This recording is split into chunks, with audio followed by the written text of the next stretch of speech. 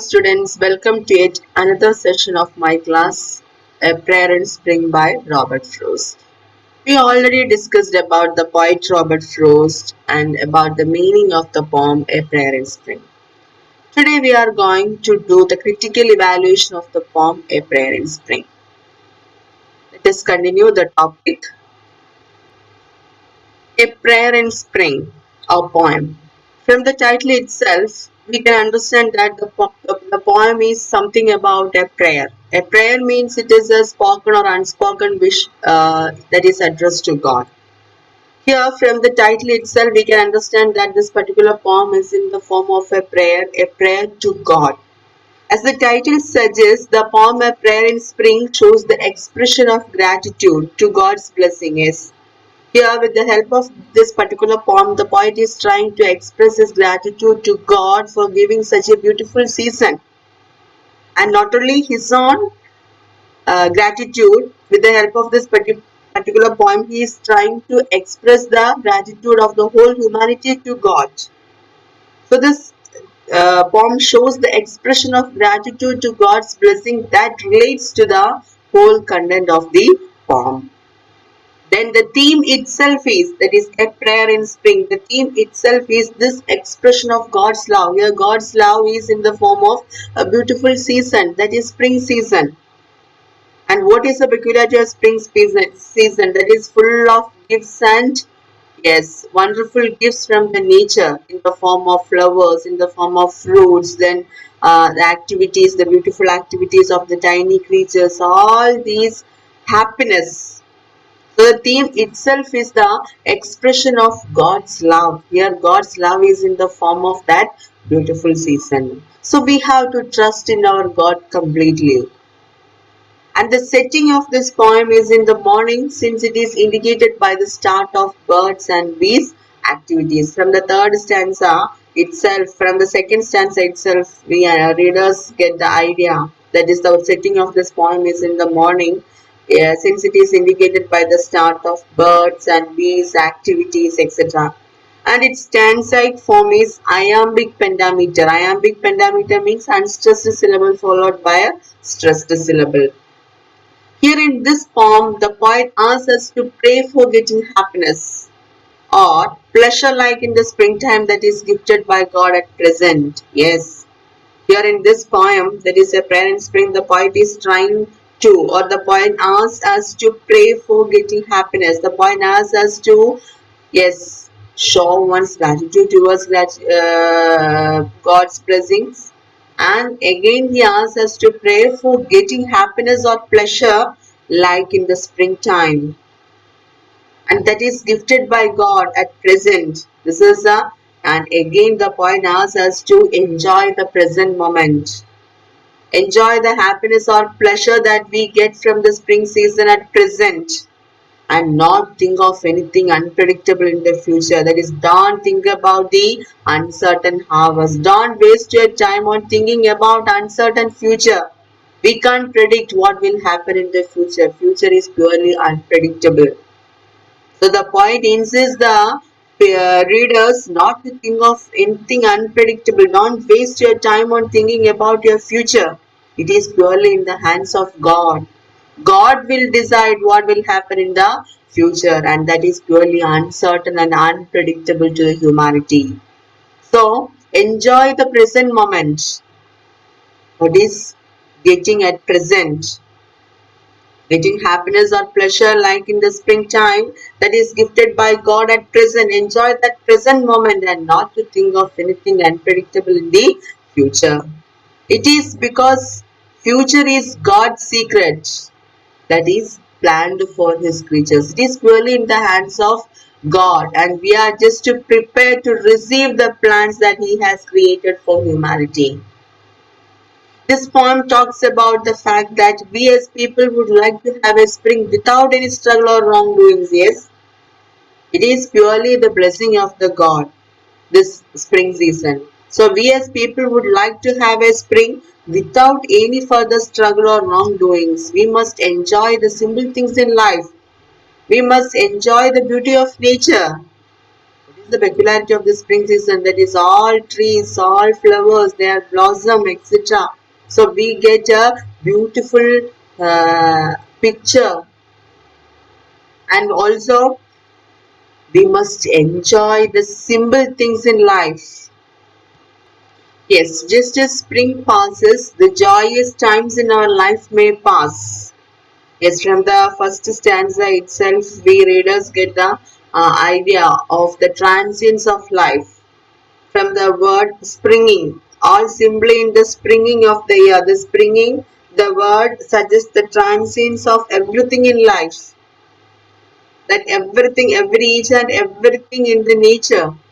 So just as spring passes, the joyous times in our life may pass. So the poet insists the readers as we, yes, the poet insists us to enjoy the present moment.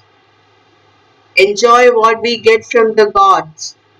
We are asking God to give us the beautiful spring season, and in return, we will give Him our thanks. And in return, we express our sincere gratitude towards God.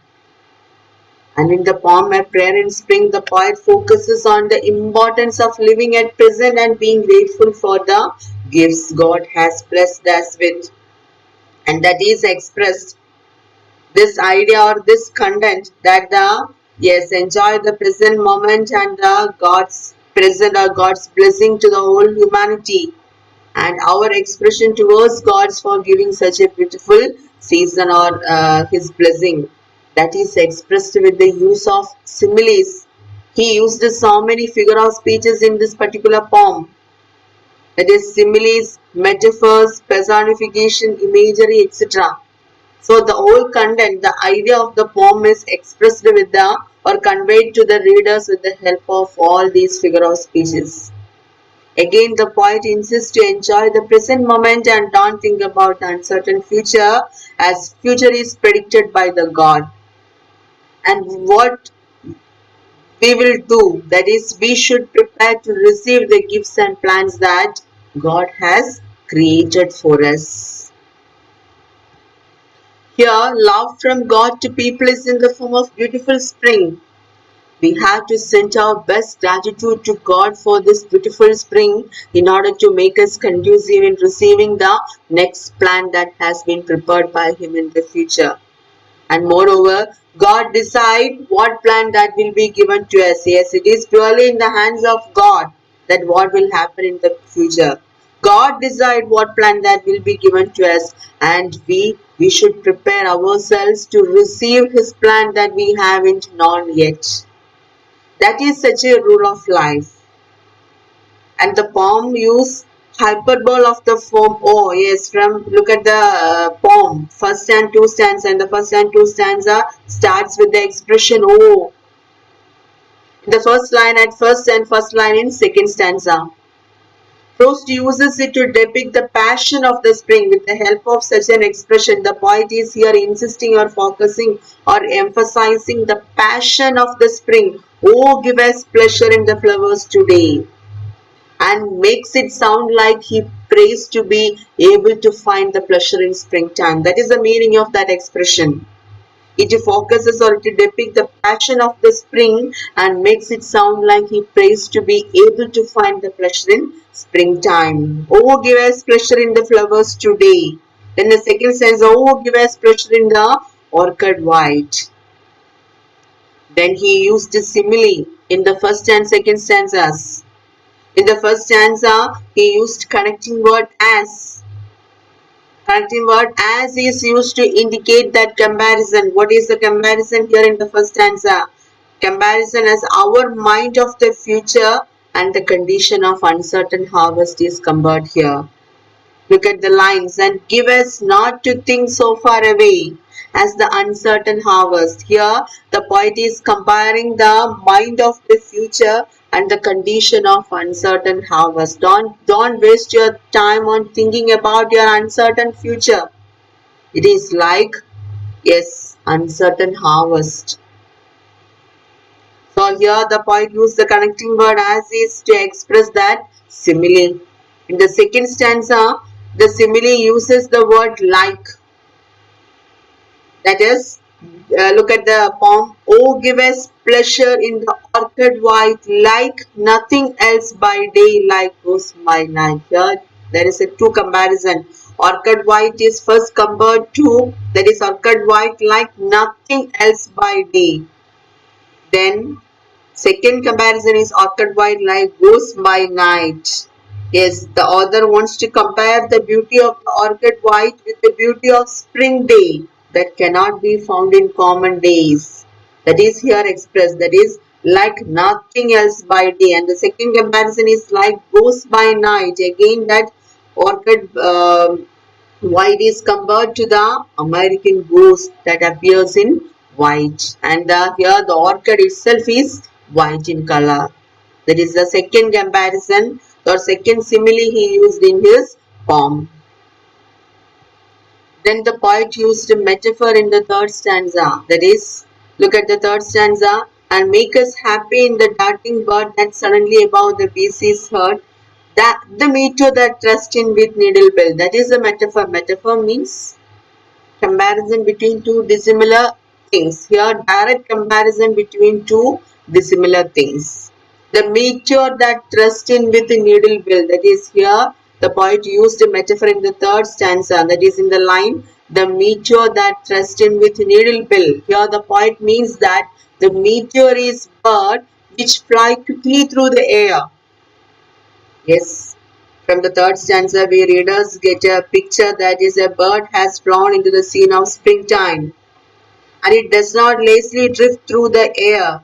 And on the contrary, this bird is the meteor that thrusts, that means move or shift very quickly as meteor that changes from place to place. And after a quick flight, it suddenly stops just before one of the flowers. Here, the meteor is bird which fly quickly through the air. That is a comparison between bird and the meteor. Then the poet used the personification in the third stanza in the line, and of a blossom in mid-air stand still. The true meaning is the meteor takes after a human action, stops moving. Yes. After a quick flight, it suddenly stops just before one of the flowers. The bird wants to get food or nectar from those blossoming flowers. And from all these activities, the poem or the poet wants us to be happy about this. And this poem wants us to realize that our field of beautiful flowers is now a lively meadow, bustling with activity. And we have to realize a lot of creatures out there are very happy with this springtime. We should realize that there are a lot of tiny creatures in the nature. They are very happy with this springtime. So here in this poem, the poet is trying to express the theme of beauty of nature as well as God's love in the form of spring season. And it is in the form of a prayer. That means it shows the expression of gratitude to God's blessing that relates to the whole content of the poem. The poem is in the form of a prayer. This is a spoken or unspoken wish that is addressed to God. Hope all of you understand this session. There is a homework for you. Homework is write a critical appreciation of the poem A Prayer in Spring. Do your homework and take an image of it. Send back to me. Thank you. Have a nice day. See you again.